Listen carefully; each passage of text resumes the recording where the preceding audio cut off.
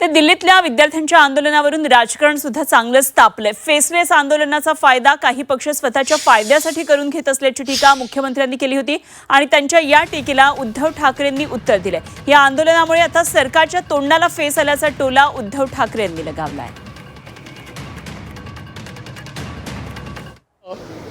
अनेक राजकीय पक्ष त्यामध्ये आपली पोळी कशी भासता येईल हा प्रयत्न करतायत। अनेक अशा संघटना की ज्या संघटनांचा या विषयाशी घेणं देणं नाही आहे, पण अराजकता कशी तयार करता येईल त्याचाही प्रयत्न करतायत।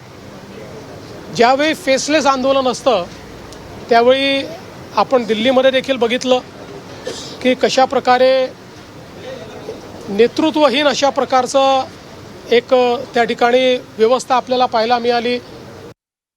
अशा लोकांच्या बोलण्याला किंमत देण्याची गरज नाही।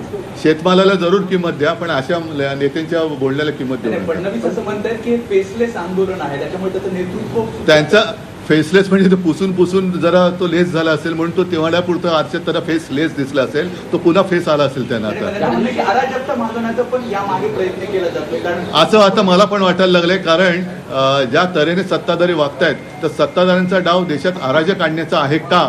आणि आता मला असं वाटतंय की जसं एक यांचा एक हातखंड आहे बदनामीचा की यांच्यामध्ये पाकिस्तानी घुसलेत, तर मला असं वाटतं सत्ताधाऱ्यांमध्ये कोण पाकिस्तानी नाहीये ना।